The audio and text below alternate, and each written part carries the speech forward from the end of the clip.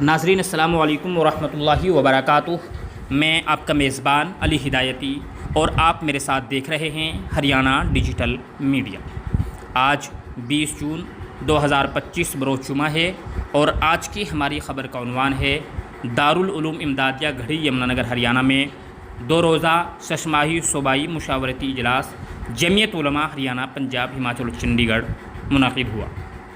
جمعیت علماء ہند کے نظام کے مطابق جمعیت علماء ہریانہ پنجاب ہماچل چنڈی گڑھ کا دوسرا 6 ماہی صوبائی مشاورتی اجلاس دارالعلوم امدادیہ گڑھی یمنا نگر میں منعقد ہوا۔ یہ مشورہ کل 4 نشستوں پر مشتمل رہا۔ پہلی نشست دوپہر 3 بجے سے شروع ہوئی، جس کی صدارت مولانا علی حسن مظاہری صدر جمعیت علماء ہریانہ پنجاب ہماچل چنڈی گڑھ نے کی۔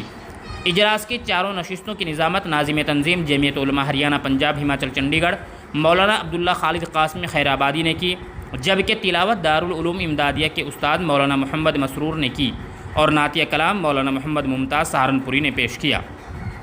پہلی نشست کے آغاز میں افتتاحی کلمات صدر صاحب کی جانب سے ناظم اجلاس مولانا عبداللہ خالد قاسمی خیر آبادی نے پیش کیے۔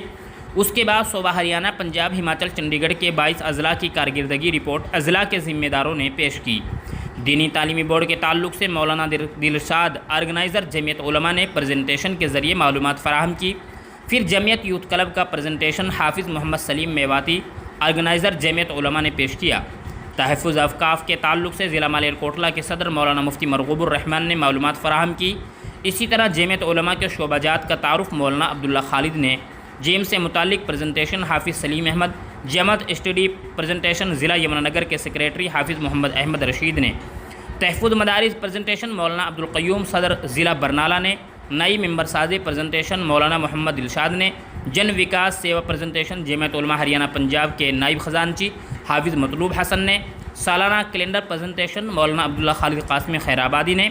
ملت فنڈ پریزنٹیشن حافظ سلیم احمد نے پیش کیے اور اضلاع کے موجود ذمہ داران تک جمعیت علماء کے ان شعبہ جات کے بارے میں معلومات فراہم کی گئی۔ مغرب بعد کے نشست میں دارالعلوم دیوبند کے نائب محتمم اور جمعیت علماء ہند کے رکن عاملہ حضرت مولانا مفتی محمد راشد اعظمی بطور مہمان خصوصی موجود رہے اور اصلاح معاشرہ کے تعلق سے ان کا قیمتی خطاب ہوا۔ مفتی صاحب نے اپنے خطاب میں معاشرتی برائیوں خاص طور سے نشہ، سود، جہیز کی طرف لوگوں کو متوجہ کیا اور ان برائیوں کی روک تھام کے لیے تمام ذمہ داران اضلاع سے عزم کرایا کہ وہ ان کے خاتمے کے لیے اپنے اپنے علاقوں میں پوری کوشش کریں گے اور جمعیت علماء کی مستقل تحریک اصلاح معاشرہ کو اور مستحکم کریں گے۔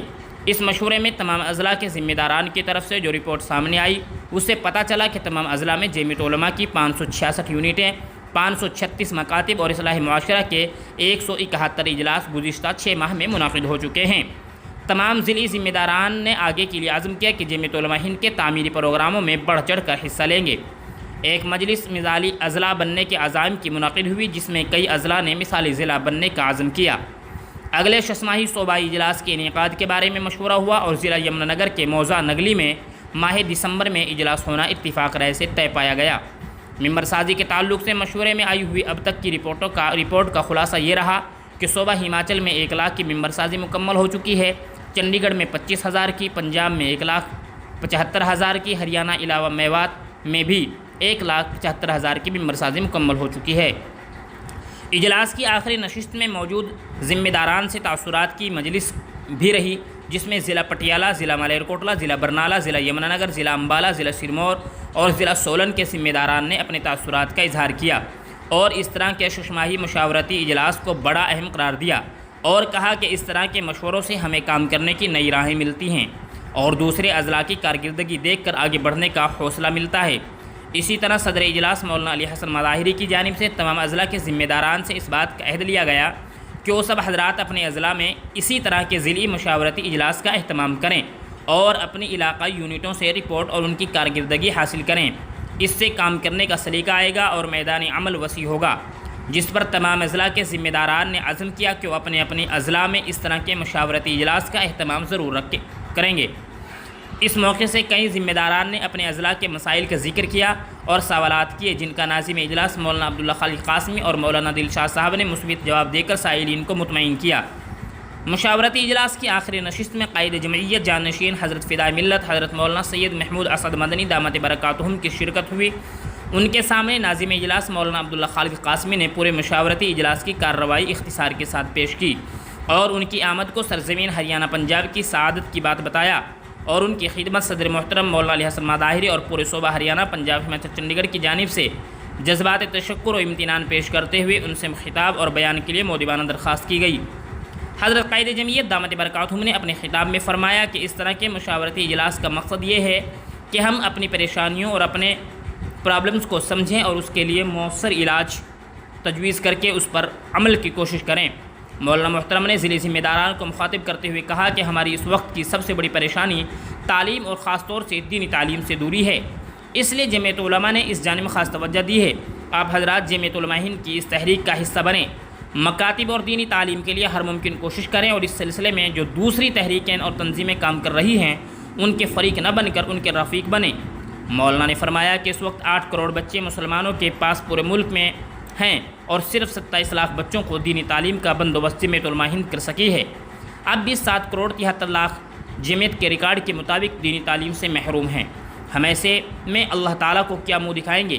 سوال تو ہو سکتا ہے کہ اتنی بڑی جماعت تھی، اتنے سارے لوگ تھے، اتنے اہم لوگ تھے، اتنے بڑے ذمہ دار تھے، اتنے بڑے مدرسے چلاتے تھے اور 7 کروڑ 77 لاکھ بچے ویسے ہی رہ گئے۔ ہو سکتا ہے دوسرے لوگ بھی کام کر رہے ہوں اور میں آپ سے کہتا ہوں جو بھی آدمی کام کر رہا ہے وہ آپ کا معاون ہے اور رفیق ہے، فریق نہیں ہے۔ مکتب کے معاملے میں ہم ان کے ساتھ ہیں، ہاں نظریے کے معاملے میں ان سے کوئی کمپرومائز نہیں کیا، لیکن مکتب کے معاملے میں جو لوگ بھی کام کر رہے ہیں وہ کم سے کم بنیادی دین تو سکھا رہے ہیں۔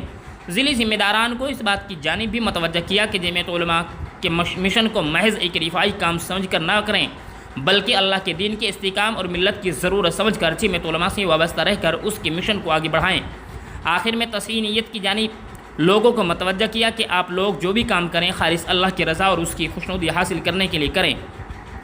اس کے بعد صدر محترم مولانا علی حسن مظاہری نے اپنی طرف سے اپنے ادارہ دارالعلوم امدادیہ کی طرف سے تمام مہمانوں کا شکریہ ادا کیا اور کلمات تشکر پیش کیے۔ اس کے بعد قائد جمعیت حضرت مولانا سید محمود اسد مدنی کی دعا پر مشاورتی اجلاس کا اختتام ہوا۔